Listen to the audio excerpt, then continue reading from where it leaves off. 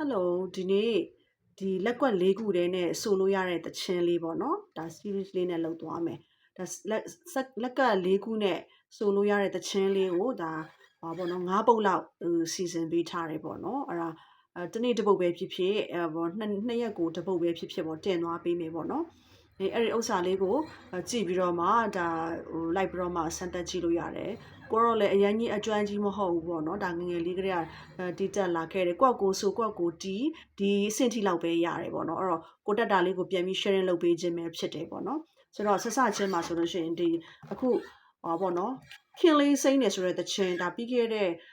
အရှိအပုတ်တွေမှာလည်း read တွေမှာလည်းကျွန်မတင်ထားတယ်ပေါ့နော်တင်ထားတယ်ခင်လေးစိမ့်နေဝေလာရဲ့ခင်လေးစိမ့်တဲ့တချင်လေးပေါ့နော်အဲ့ဒါလေးကိုကွက်ကိုတီးတက်ချင်တဲ့ညီမလေးတွေအတွက်အဓိကညီမလေးတွေပေါ့နော်မောင်လေးတွေအကိုကြီးကတော့ကြော်သွားဆရာကြီးတွေဆိုတော့ပေါ့နော်ညီမလေးတွေအတွက်ရည်ရွယ်ပြီးတော့မှဒီဥစ္စာလေးကိုလုပ်တယ်အရင်ဆုံး G ပေါ့နော်ဒါရိုးရိုးဟိုဟာလေးပဲရိုးရိုးလက်ကွက်လေးနဲ့ပဲသုံးသွားတယ်ပေါ့နော်အခက်ထဲမသုံးသွားဘူးအခက်ကြီးမသုံးသွားဘူးပေါ့ G ပေါ့နော်အဲကျမတို့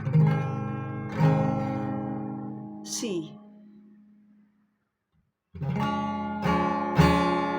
A minor D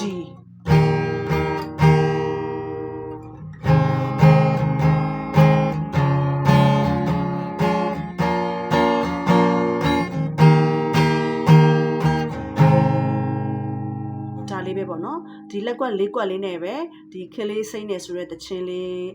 ကိုတီးပြသွားမယ်အဲ့တော့ညီမလေးတွေဒီပေါ့နော်ဒီ G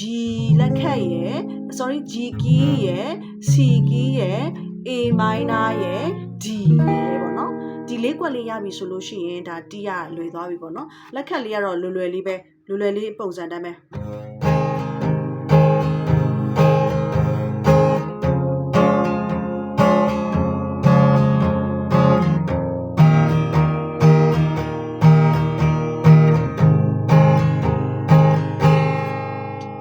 ပုံစံလေးပဲလှုပ်ထားပေးတယ်ပေါ့နော်အဲ့တော့စတီးကြည့်အောင်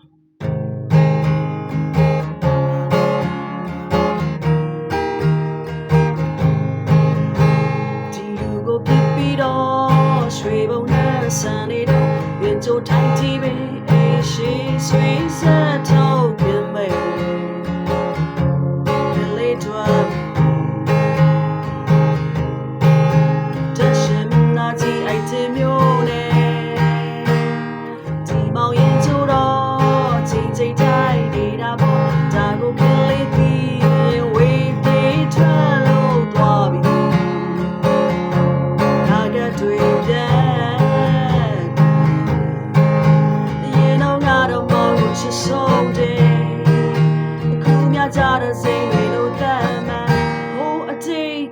ဇလန်လေးအခုထက်ဒီမမေဘူးဟဲ့ I love you never leave you မင်းပြောခဲ့တော့ဒီစကားလေးဟဲ့မောင်ဘဝရဲ့လာမလဲချာရတော့သူလေးပဲအော်ခုတော့လာဝိုင်းရရေစတဲ့ဖြစ်လို့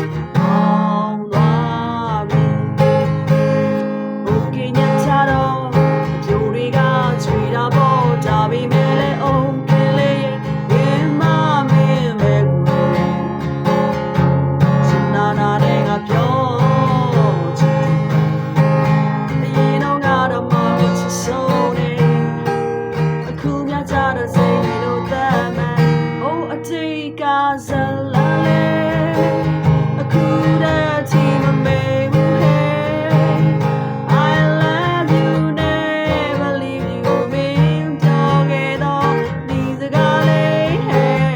မောင်ဘဝရဲ့လာမလဲအချာရတော့သူလေးပဲအော်ခုတော့လာမရရေစတဲ့ဖြစ်လို့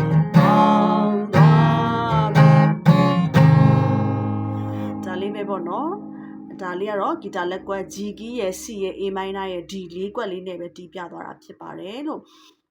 လက်ကွက်လေးတွေဘယ်လိုကဲရလဲဆိုတာသိချင်တဲ့ညီမလေးတွေရှိလို့ရှိရင်မမကိုဒီချက်ပေါက်မှာမေးလို့ရတယ်ပေါ့ဒါမှမတက်တက်လောက်လေးပြောပြပေးမယ်ပေါ့နော်ဆိုတော့တချင်းလေးတွေဆိုပါစိတ်ကလေးကိုပြောထားပါနောက်ဗီဒီယိုတွေမှာလည်းဒီထက်ပိုလွယ်တဲ့တချင်းလေးတွေလက်ကွက် 3ခုလက်ကွက်2ခုနဲ့ပေါ့တချင်းတစ်ပုတ်တီးလို့ရအောင်လို့မှပေါ့နော်ဒါဆိုပြပေးမယ်ပေါ့နော်အဲ့တော့နောက်ဗီဒီယိုလေးကိုဆက်ပြပေးကြပါဦး like and follow လေးတွေ share လေးတွေလည်းပေးသွားကြအောင်နော် bye bye